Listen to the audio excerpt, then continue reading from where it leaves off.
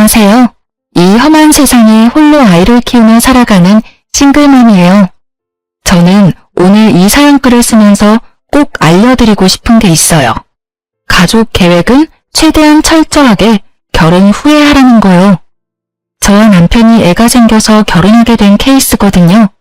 물론 애가 생겨서 결혼한 사람들이 모두 저처럼 망하지는 않겠지만 그래도 조심해서 나쁠 거 없잖아요. 잘못하면 정말 지옥 문 앞까지 갔다 올 수도 있거든요. 저와 남편은 20대 초반에 만나서 예상하지 못한 아이를 임신해서 결혼까지 하게 됐어요. 그때는 저도 어렸고 아이가 그렇게 쉽게 생길 줄 몰랐죠. 남편은 얼굴도 잘생겼고 옷도 잘 입는 사람이었어요. 당시에도 많은 여자들이 남편에게 찝적대고는 했어요. 애가 생겨서 결혼하게 됐을 때는 남편이 좋아하는 여자들에게 나쁜 소리도 많이 들었었죠. 그래도 남편은 책임을 지려고 했어요. 지금 생각해보면 그것은 책임이 아니라 소문이 이상하게 나는 게 싫었던 것 같았지만 그럼에도 제 아이를 책임져주는 건 너무 고마운 일이었어요. 그런 남편과는 다르게 시부모님은 저를 무척 싫어하셨어요. 아들 임신시켜서 앞길 막는 여자라며 처음에는 그 애가 내 아들 애인 거 확실하냐며 친자 검사까지 하자고 하셨거든요.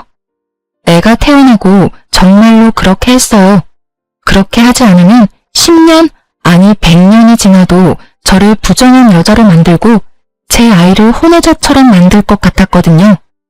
검사를 하고서야 아이에 대한 공격은 멈추었지만 여전히 저를 향해서는 날선 공격을 퍼부었어요. 본인들 눈에는 차지도 않는 며느리, 그게 저였던 거예요. 더 좋은 여자를 만날 수도 있는데 너 때문에 만나지 못했다는 말을 수십 번도 더 들었으니까요.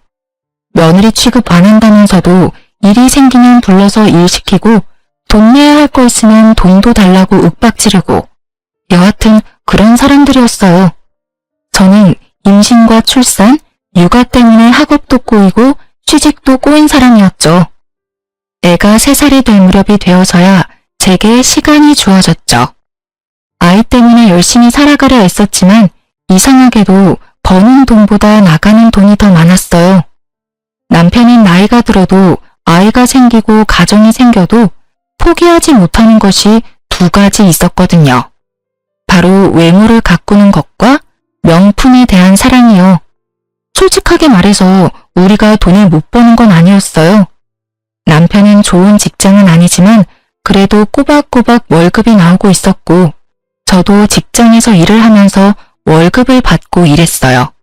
살뜰하게 살면 그래도 조금은 저축할 수 있는 만큼은 벌었어요.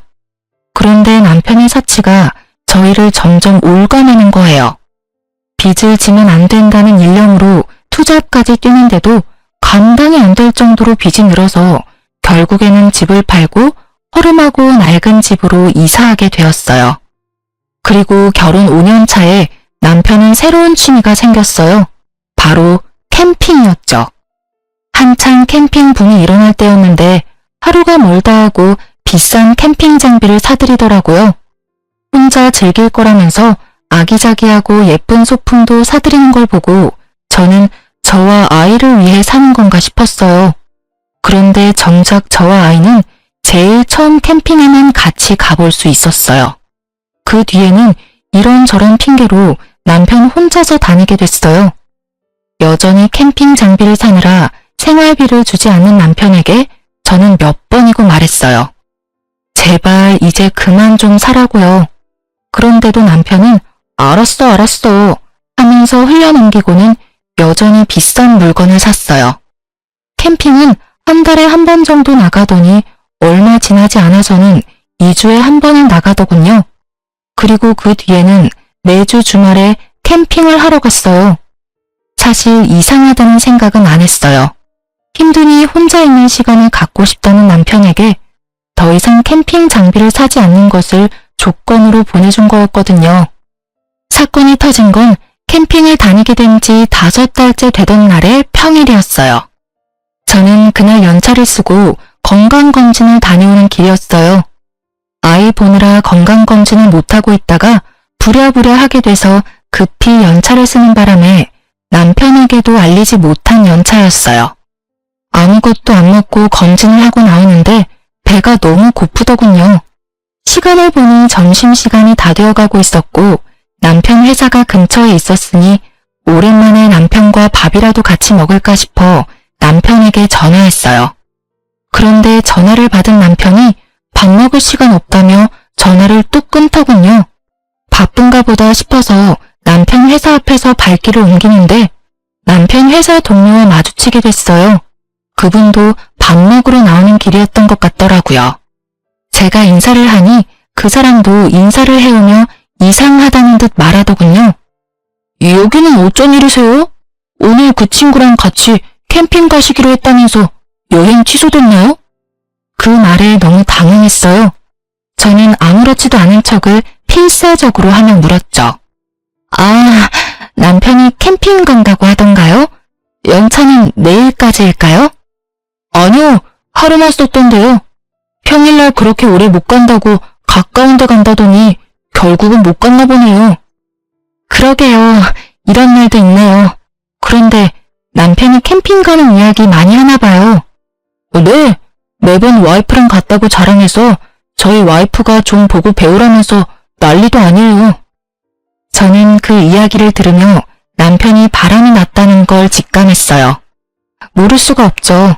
저한테 말도 없이 연차 쓰고 캠핑을 갔고 집에서는 양복을 입고 나갔으니 저를 속일 의도였던 거잖아요. 저한테 숨길 게 없으면 캠핑 갔다 오겠다는 말을 하고 당당하게 나갔을 테니까요. 게다가 매번 와이프랑 갔다니 저희는 처음 한 번 빼고는 간 적이 없는데 말이죠. 결국 그날 저녁 남편이 오기를 기다렸어요. 남편은 주차장에 차를 대고 양복을 입은 채 나오더군요. 저는 남편 차량 앞으로 가서 트렁크부터 열었어요. 캠핑 장비들이 고스란히 들어가 있었어요. 저는 남편의 뭐 하냐는 말은 무시한 채 캠핑 장비들을 하나하나씩 다 열어봤어요. 그리고 마침내 발견했죠. 여자들의 화장품 파우치를요. 5달 동안 몰래 만나다 보니 안 걸릴 거라 생각했는지 아니면 귀찮아서 그냥 가져갈 생각이 없었는지 그게 그 자리에 떡하니 있더군요. 제가 그걸 들며 남편에게 말했어요. 이거 뭐야? 어떤 놈이랑 바람이 나서 평일에 연차까지 쓰고 만나. 남편이 잠시 당황하더니 눈알을 굴리더군요. 이번에 친구 부부가 왔었는데 친구 부부는 와이프가 쓰던 거야. 여기에 들어가 있을 줄 몰랐네. 거짓말 그만해. 친구 부부랑 캠핑을 갈 거면 캠핑 간다고 말하면 되지. 나한테는 일하러 가는 것처럼 양복 입고 가놓고 연차 쓰고 캠핑을 가? 그리고 돌아올 때도 봐. 당신 양복으로 갈아입고 나왔네? 나 속이려고 그런 거 모를 줄 알아? 내가 바보야? 등신이야? 언제부터 만났어? 어떤 년이냐고. 진정해. 여기서 이럴 게 아니라 들어가서 이야기하자. 여기서 끝내고 가. 집에 들어가서 애인은 앞에서 너희 아버지 바람났다 하고 이야기하면 애가 좋아서 박수치겠다. 그치? 애한테 무슨 상처 주려고 집안에서 이야기하지? 정신이 나갔지? 여자랑 바람나니까 애도 와이프도 눈에 뵈지도 않지? 그런 거 아니야. 진정 좀 하라니까. 내가 바람핀 증거가 없잖아. 증거가 왜 없어? 너 캠핑 갈 때마다 와이프 데리고 간다고 했다면서. 내가 너하고 캠핑 딱 한 번 해봤어, 이 나쁜 새끼야. 그 비싼 캠핑 장비 여자 만나려고 샀어? 누구는 생활비 쪼들려서 투잡 뛰는데 누구는 생활비 아껴서 여자 만날 때 쓸 장비 사고 있고 내가 속이 터지겠어 안 터지겠어? 한바탕 속에 있는 말을 다 토해내고 나니 남편 놈은 얼굴을 고치고 당분간 따로 있자고 하더군요. 그러면서 자기는 시댁으로 가겠다고 하더라고요. 저는 지금 가면 용서 못한다고 말했어요. 그랬더니 마음대로 하라며 시댁으로 가버리더군요. 그런데 시댁에서 남편이 시댁으로 들어오니 놀란 것 같더라고요. 저한테 전화와서 하늘 같은 남편을 왜 쫓아냈냐고 난리를 피웠어요.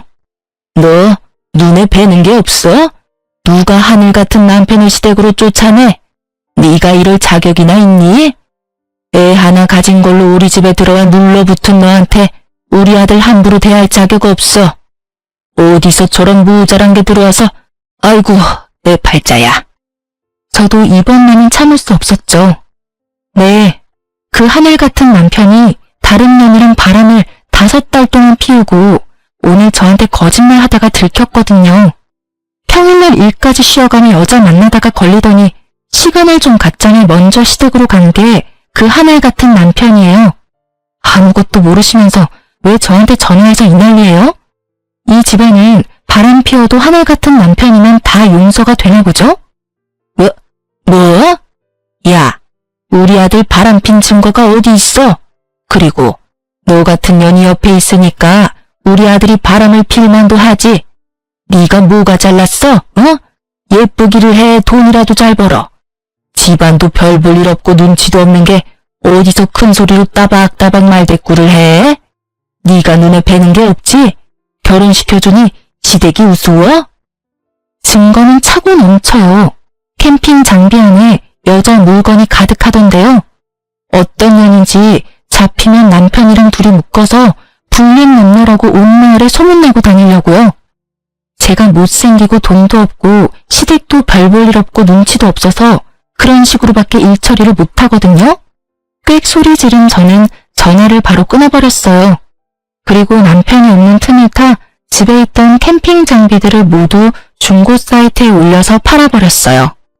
구매한 지 얼마 안 된 것들인데다가 남편 새끼랑 상간녀가 얼마나 곱게 사용했는지 좋은 가격에 팔아제껴서 그나마 마음이 편했죠. 그리고 그 물건들을 다 팔고 나니 남편이 집에 돌아왔어요. 그리고는 캠핑 장비 사라진 걸 보고 화를 내더군요. 여기 있던 장비 다 어쨌어? 팔았다. 왜? 너 여태껏 우리 집에 생활비 안 줬어. 다 팔아도 그 생활비 반도 안 나오더라. 당신이 안 준 생활비라고 생각하면 안 아까울 거야. 어차피 있으면 여자나 만나러 다닐 때 쓸 장비 뭐하러 집에다 놔둬?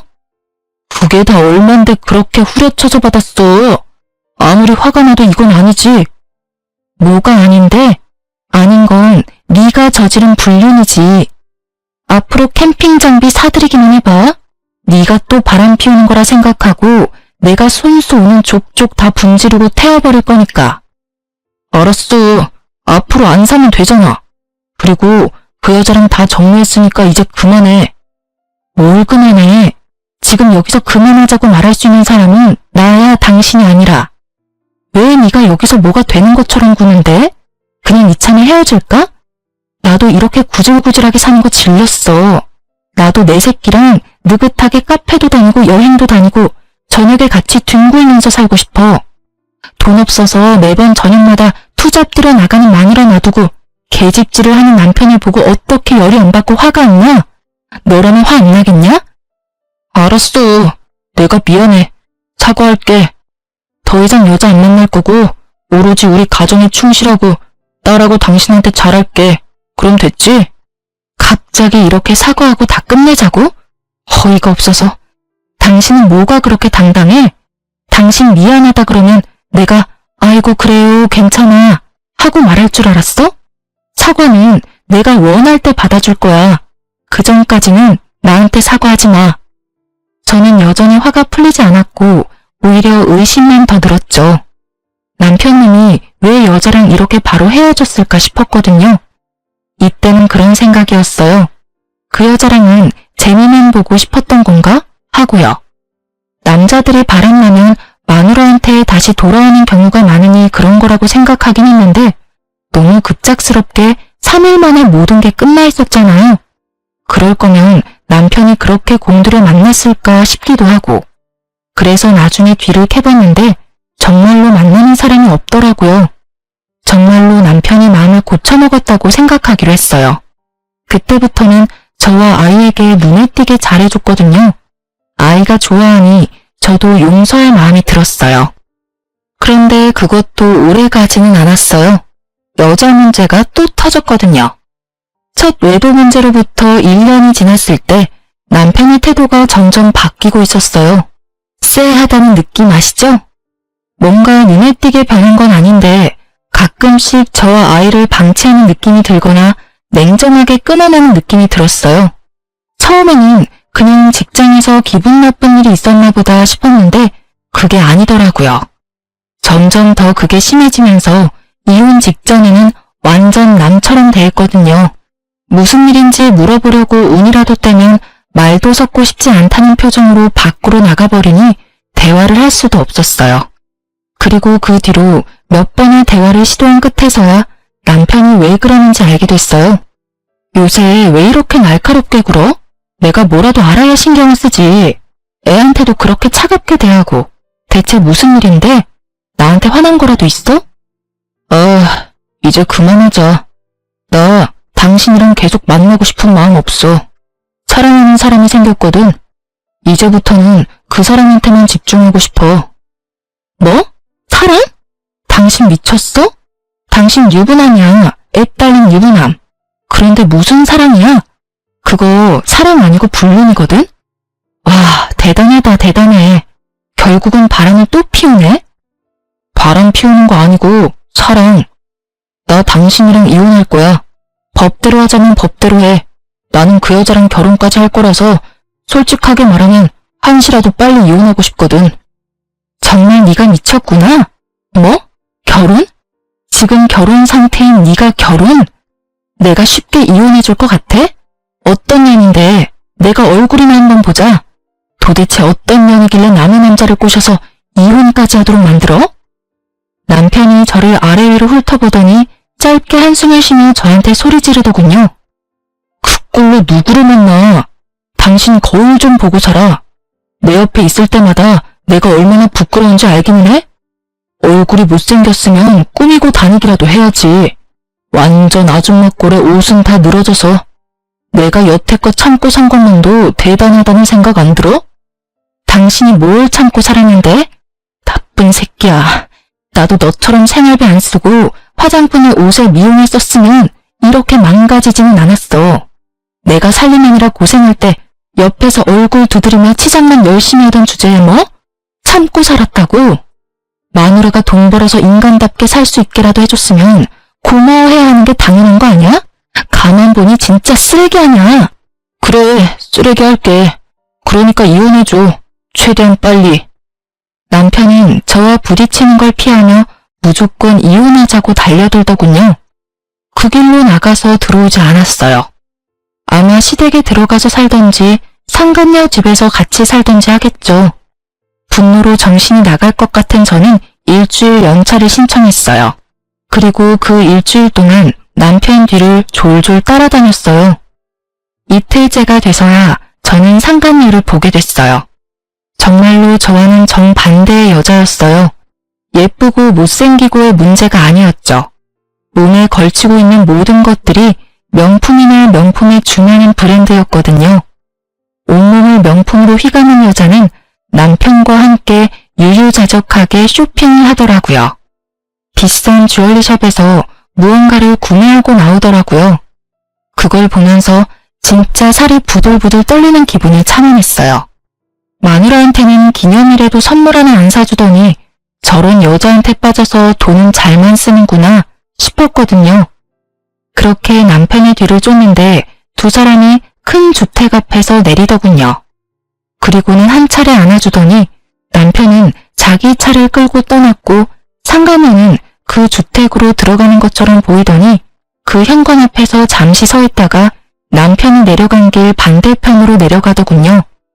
이상하다는 생각에 상간녀의 뒤를 쫓았는데 생각지도 못하는 곳으로 향하더라고요.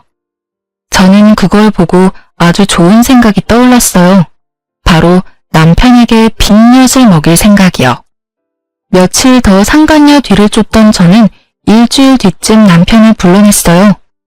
긴 말 안 해. 이혼 다시 생각해. 나 정말로 마지막 기회 주는 거야. 다 정리하고 나랑 애 옆으로 돌아와. 그러면 용서는 해줄게. 언제가 될지는 모르겠지만 그래도 애 아빠잖아. 내가 왜 당신이랑 살아야 되는데? 당신보다 100배는 더 좋은 여자랑 결혼할 거니까 당신도 제발 그만하고 나 좀 보내줘. 이러면 당신만 곤란한 거 잘 알잖아. 나 말고 다른 사람도 만나봐야지. 언제까지 나한테 매달려 있을 건데? 결국은 당신 발로 무덤 파고 들어가겠다는 거네? 좋아. 나도 나 싫다는 남자 붙잡고 살 정도로 뻔뻔하고 멍청한 여자는 아니니까. 그럼 나도 내 조건 들어주면 바로 이혼해줄게. 애 친권, 양육권 나한테 주고 매달 양육비 보내. 그리고 지금 살고 있는 집도 나한테 줘. 어차피 돈도 얼마 안 되는데 그걸로 위자료 하면 되겠네. 그거면 돼? 고작 그거 받겠다고 여태까지 그 난리 친 거야? 미리 말했으면 내가 알아서 챙겨줬을 텐데 뭘 그렇게 바락바락 악을 써. 애는 당신이 데려가. 어차피 그 여자는 애 필요 없대. 그리고 집도 당신이 가져가. 지금 당장 이혼 서류 내 앞에서 작성하면 나도 지금 당장 명의 변경해줄게. 그럼 됐지? 정말로 큰 소리치며 남편이 인심후한 사람처럼 말하더군요. 이 거래가 얼마나 중요한 건지도 모르고 말이죠. 저는 속으로 웃으며 미리 준비해뒀던 이혼 서류를 건넸어요. 그러자 남편이 씩 웃더군요. 다 자기가 그린 대로 일이 흘러간다고 생각하고 지은 웃음이었겠지만 저는 알고 있었어요. 저 웃음이 오래가지 못할 거라는 걸요. 그렇게 저는 집을 받았고 아이를 데려올 수 있게 됐어요. 명의 이전해주고 남편은 시댁으로 갔고요. 제가 남편에게 기분이 안 좋으니 이혼 결정될 때까지 떨어져 지내자고 했고 남편이 흔쾌히 나가준 거였죠. 그렇게 남편이 시댁에 돌아간 지 며칠 만에 시댁에서 전화가 왔어요. 잠깐 시댁에 오라고 하더군요. 무슨 일인가 싶어서 갔더니 시댁에서 봉투를 하나 건넸어요. 두둑한 걸 보니 돈이 꽤 많이 들어가 있었죠. 이게 뭐죠? 뭐겠어? 위자료야, 위자료. 이거 먹고 우리 아들한테서 더 이상 질척대지 말고 깔끔하게 떨어져. 그리고 어디 가서 우리 아들 전처라고 말하고 다니지도 말고. 어기면 정신적 피해 보상으로 위자료 3천만 원 요구할 거야. 요컨대 입막음 용값이었던 거죠. 참으로 대단한 분들이었어요. 아들을 위해 뭐든 다 할 수 있는 분들이죠. 잘못한 자식 새끼에 대한 사랑을 이런 방식으로만 할 수 있는 사람들을 보니 머리가 어지랬죠. 하지만 저는 그걸 거부할 이유가 없었어요. 제가 그걸 집어들자 시모가 종이를 한 장 들이밀더군요. 각서다. 우리 아들 봐도 아는 척 하지 말고 애가 우리 아들 애라고 찾아오지도 말고 어디 가서 우리 아들 전처라고 말하지 말라는 내용이야. 알아들었으면 각서에 지장 찍어. 저는 그것을 읽고는 한마디를 꺼냈어요. 죄송한데 여기 몇 가지 더 추가해도 될까요? 내용 듣고 결정하마. 이혼하고 나면 번복은 할 수 없다. 이 항목이랑 양육비는 꼭 줘야 한다. 아이에게 접근하지 않는다. 이 3가지도 넣어주세요. 뭐든 꼼꼼하게 하는 편이 좋은 법이죠. 어차피 애는 필요 없다면서요. 그러면 이렇게 써야 하고 양육비는 이혼해서 제가 친권과 양육권을 가져간 이상 지불해야 하는 거니까 어쩔 수 없어요. 안 줄 때를 저도 대비해야 하니까요. 시모가 잠시 생각하더니 별로 해가 될 게 없는 내용이다 싶었는지 알겠다며 도장을 찍더군요. 그걸 보고 저도 지장을 찍었어요. 이제야 속이 시원하네. 여태껏 며느리라고 하나 있는 게 아주 모자라서 속을 썩이더니 마지막에는 그래도 기분 좋은 일 하나 해줬구나. 너는 우리 집이랑 안 맞았던 거야. 너한테 잘 맞는 남자가 어디 있을지도 모르니 잘 살펴보며 지내라. 하긴 우리 아들보다 더 대단한 남자는 못 만나겠지만 말이다. 네가 무슨 수로 우리 아들 같은 남자를 만나겠니? 그러게요. 저도 속이 다 시원하네요. 어디서 복덩이 같은 여자가 굴러와서 여자나 밝히는 새끼 뒤치다꺼리 해준다고 하더니 2천만 원은 제가 여태껏 이 집에서 받은 정신적 피해에 대한 보상이라고 생각할게요. 그러니까 저도 고맙다는 말은 안 할 거고 어르신들도 생색내지 마세요. 그 돈만큼 사람 괴롭힌 거는 맞는 말이잖아요. 저도 이제야 이 집안에서 벗어날 수 있어서 정말 다행이라고 생각해요. 앞으로 여자가 얼마나 대단하고 좋은 며느리일지는 모르겠지만 두 분 마음에 아주 쏙 들기를 바랄게요. 저 같은 여자보다는 명품으로 온 몸을 휘감고 다니는 여자가 이 집 사람들하고 딱 맞는 것처럼 보이니까요. 제 말에 시부모님 얼굴이 빨갛게 달아올라 터지기 일보 직전이었어요. 새파랗게 어린 여자한테 모욕적인 언사를 들으니 화가 났던 거겠지만 저야말로 이 모욕을 던질 수 있는 유일한 사람이기도 했죠. 그간 얻어먹은 욕이 얼만데 2천만 원으로 통을 치려 하다니 완전 도둑놈 심보잖아요. 어쨌든 두 사람에게 한바탕 쏘아주고 밖으로 나오면서 제가 남편에게 말했죠. 각서에 나온 대로 잘 지켜달라고요. 그랬더니 남편님은 걱정하지 말라며 너나 잘 지키라고 하고 각자 헤어졌어요. 그리고 저는 이혼이 될 때까지 정말 조심스럽게 기다렸어요.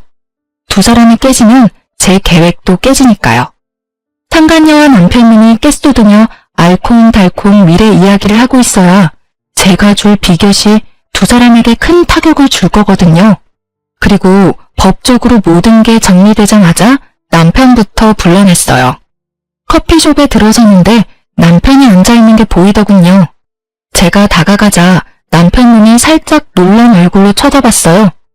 남편님이 마음고생을 시키지 않으니 저절로 시간이 넉넉해져서 잠도 잘 자고 꾸밀 시간도 돈도 생겼거든요. 그래서 열심히 찍어바르고 미용하고 예쁜 옷 사입었더니 저도 아줌마 때는 좀 벗겨진 모양이었죠. 많이 바뀌었네? 그걸 보여주려고 나오라고 한 거야? 당신이 아무리 찍어바르고 꾸며도 나는 당신한테 안 돌아가. 뭐래? 정신 나갔어? 당신이랑 나랑은 남보다 못한 사이야. 너 좋으라고 꾸민 거 아니거든? 착각도 적당껏 좀 해. 그럼 왜 보자고 했는데? 각서에 나한테 연락하지 말라고 적혀 있었잖아. 급한 일 아니면 간다? 급한 일이기는 해. 하긴 나보다는 당신한테 급한 일이긴 한데 필요 없으면 그냥 갈게. 나도 필요 없다는 사람한테 굳이 이야기하고 싶지도 않고. 제가 일어서는 신용을 하자 전 남편이 저를 급히 잡더군요. 무슨 일인데 그런 말을 해? 말해봐. 급한 일이란 게 뭔데? 내가 이런 말하면 또 당신한테 미련 못 버리고 질투하는 것처럼 보일까봐 여태까지 말 안 하고 있었거든. 근데 우리 이제는 진짜 남이고 나도 당신한테 아무런 미련도 없어. 솔직히 이런 이야기 한다고 나한테 득될 것도 실될 것도 없는데 그래도 당신이 내 아이 아빠라서 도와주려는 거야. 무슨 말을 하려고 이렇게 서론이 길어? 나 당신이 이혼해달라고 했을 때 당신이랑 그냥 미행한 적 있었거든? 근데 엄청 큰 주택에서 당신이 내려주고 항상 당신이 먼저 자리 떴지? 근데 그녀는 당신이 가고서도 그 문 앞에서 10분을 서 있더라고. 그리고 집에 왜 안 들어가나 싶었는데 거기서 나와서 다른 곳으로 향하던데?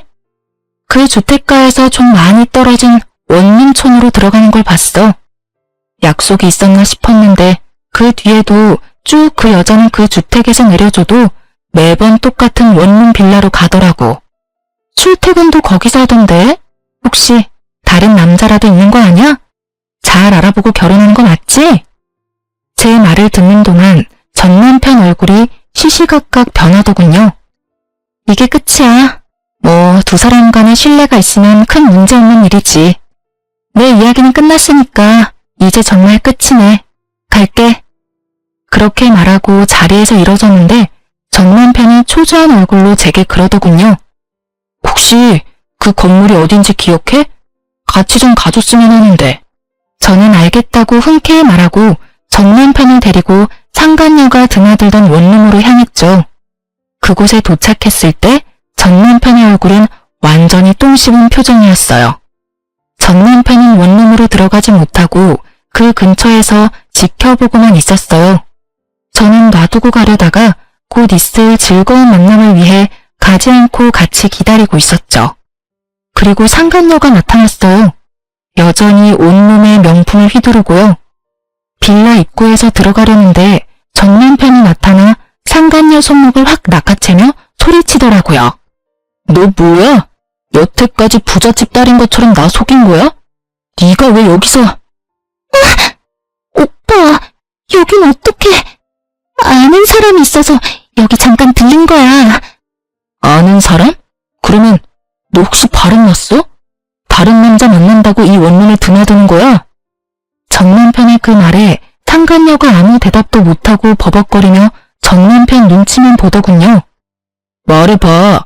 너 바람난 거냐고. 나랑 결혼하기로 해놓고 다른 남자랑 동거해? 그런 거 아니야. 사실은 집에서 나와서 여기서 잠깐 다니고 있어. 직장이 여기랑 가까워서 다른 곳 구할 때까지는. 거짓말할 생각 말고 똑바로 말해. 너 부잣집 딸 아니지? 상간녀는 전 남편 말에 대답도 못하더군요.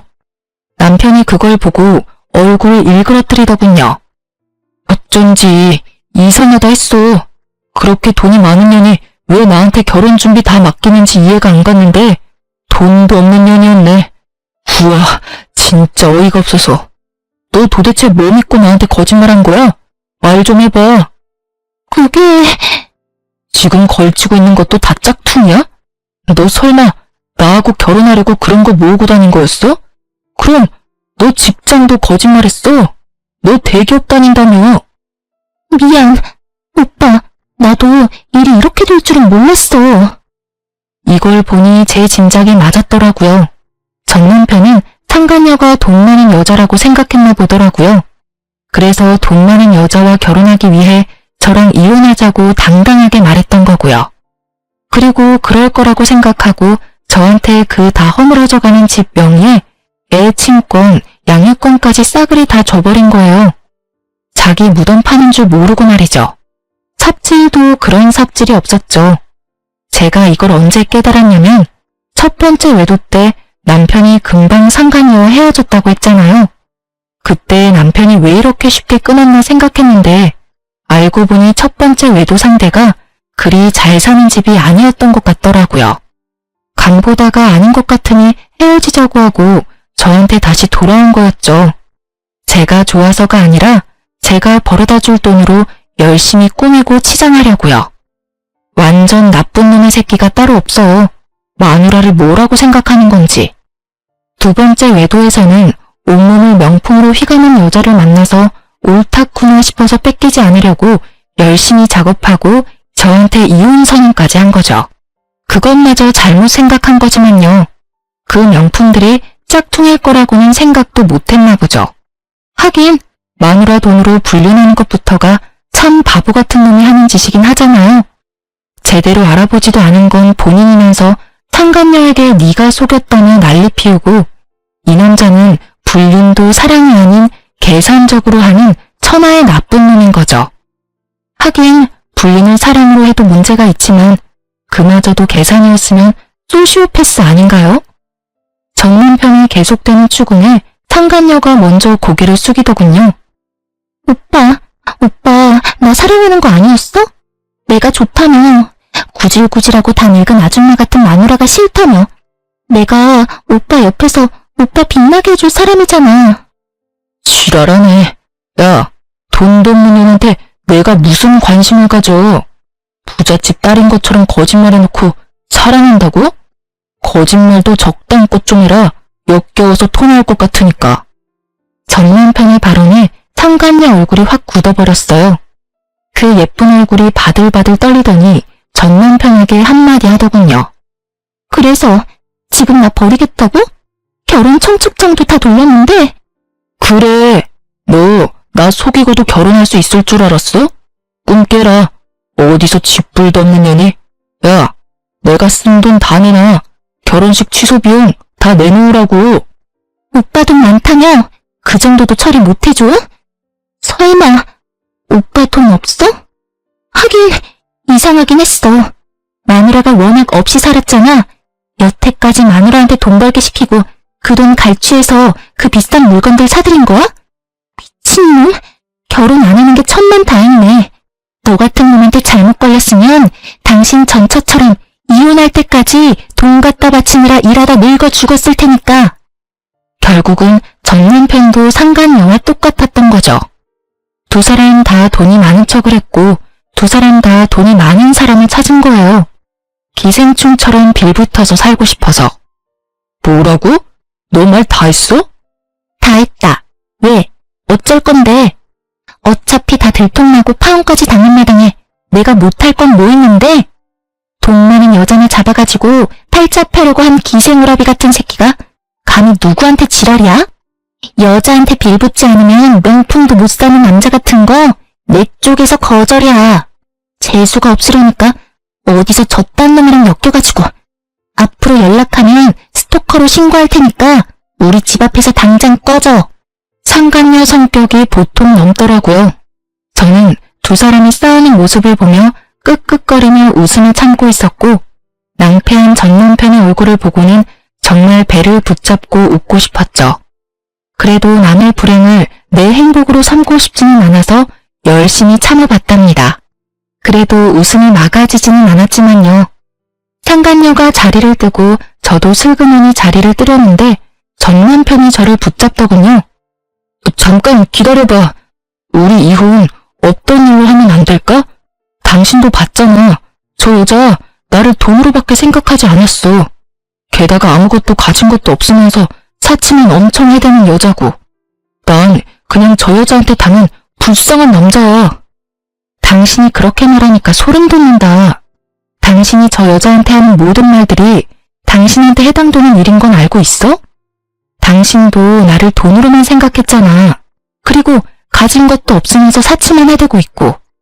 그 여자한테 당한 게 아니라 그 여자 이용하려다가 역으로 당한 거겠지. 말하면서도 자괴감 같은 건 안 드나 봐? 엄청 뻔뻔하네. 당신이 그렇게 생각했다면 내가 정말 사과하고 앞으로는 절대 그렇게 살지 않을게. 돈도 착실히 벌어서 생활비도 주고 사치도 안 하고 명품도 사지 않을게. 그러면 다시 받아줄 수 있는 거 아니야? 애도 아직 어리고 이혼은 아이 정서에도 좋지 않기도 하고. 아이 정서를 생각하는 놈이 애는 필요 없으니까 나한테 알아서 하라고 했어? 정신 나간 놈 아냐? 당신이 하는 모든 말들이 거짓말로 들려서 결혼은 다시 못해줘. 그리고 이럴 줄 알았던 저는 가방에서 각서를 꺼내 전 남편 앞에 들이밀었어요. 각서. 지장 찍고 도장 찍은 거 맞지? 이혼 번복 안 된다고 미리 이야기했어. 약속은 잘 지키면 좋겠네. 애 핑계 대고 재결합 같은 거 꿈도 꾸지 마. 너 같은 놈이 아빠라는 것보다 애 정서에 안 좋은 일은 없어. 아무리 나쁜 놈이라도 아빠만 있으면 된다고 생각하는 거야? 나쁜 영향 끼칠 것 같으면 미리 손절하는 게 애 미래를 위한 일이라고 나는 생각하거든. 칼같이 끊는 제 말에 전 남편이 그 앞에서 황급히 무릎을 꿇더군요. 여보, 제발. 아니면 집만이라도 둘이서 나누면 안 될까? 아니면 부모님이 주신 돈이라도 돌려주면. 그건 이미 다 끝난 일이고 내 입단속 시키면서 젊고 돈 많은 여자랑 미래를 꿈꿀 때는 넙죽넙죽 잘만 주더니 결혼 하나 못하게 됐다고 줬던 걸 뺐니? 욕심도 많아. 당신이 준 집은 다른 사람한테 팔았으니까 더 이상 손 못 대. 그리고 양육비 안 주면 월급에서 빼갈 수 있도록 법적 조치 들어갈 거니까 알아서 하고. 전 남편이 뿌리치고 나가는데 뒤에서 소리치는 목소리가 들리더군요. 용서해달라는데 자기가 뭘 잘못했는지도 모르는 놈이 무슨 용서를 빌어요? 다 거짓부렁인 거 티가 나는데 말이죠. 용서? 돈 많은 여자 잡아서 호강할 줄 알고 다 쓰러져가는 집 선심 쓰듯이 던져줄 때는 미안하다는 생각은 하나도 없었으면서 시댁에서 한술 더 떠서 돈으로 깔끔하게 저와 아이라는 존재를 털어내려 할 때도 미안한 마음 눈꼽만큼도 없었던 놈이 말은 어찌나 청산유수인지 제가 용서할 리가 없잖아요. 억울해서 화병이라도 걸려서 골골대면 책임져 줄 것도 아니면서 용서를 빌기는 왜 비냐 이 말이죠. 결국 전 남편의 재혼은 영원히 물 건너 가버렸어요. 상간녀가 직접 전 남편 직장에도 소문을 다 낸 데다가 이번 일로 첫 번째 외도까지 들통나버렸죠. 그때 저와 대화했던 그 직장 동료가 회사의 이야기를 다 퍼뜨린 모양이더라고요. 저와 대화할 때 제 모습이 이상했다는 걸 알아챈 것 같더라고요. 솔직히 저야 그 직장에 안 다니는 외부자이니 굳이 신경 쓸 일 아니지만 당사자는 좀 다르잖아요? 자기 이미지가 완전히 박살나는 걸 두고 볼 수 없었는지 아니면 다른 여자들에게 격렬어린 시선을 받는 게 힘들었는지 이유는 모르겠지만 퇴사를 했더군요. 그래도 열심히 돈 많은 여자 꼬셔보려고 돌아다니고 있는 모양이더라고요. 허세 가득한 SNS는 그대로였으니까요. 그렇지만 잘 될 리가 있나요?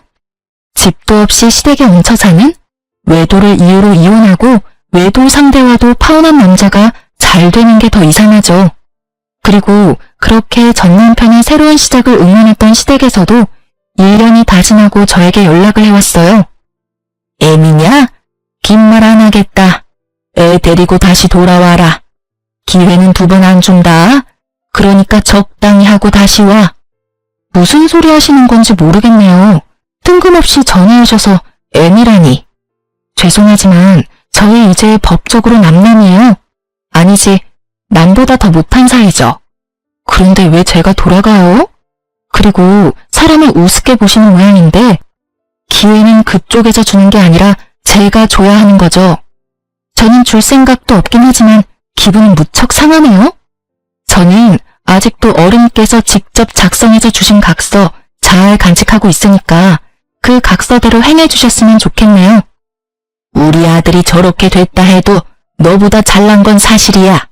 그리고 넌 싱글맘으로 사는 게 얼마나 힘든지 모르지? 그거 아무나 못해. 너 같은 애가 할 수 있는 일이 아니니 얼른 이 집에 돌아와. 걱정 안 해주셔도 열심히 힘들어하고 있어요.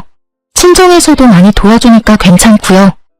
저한테 신경 쓰지 말고 아드님한테나 신경 써주세요. 아참, 양육비는 밀리지 말고 꼬박꼬박 보내주라고 전해주세요. 각서 기억하시죠? 어기면 위자료 3천만 원이에요. 어차피 지장에 인감까지 찍었으니 어기지는 않겠지만 걱정은 좀 되네요.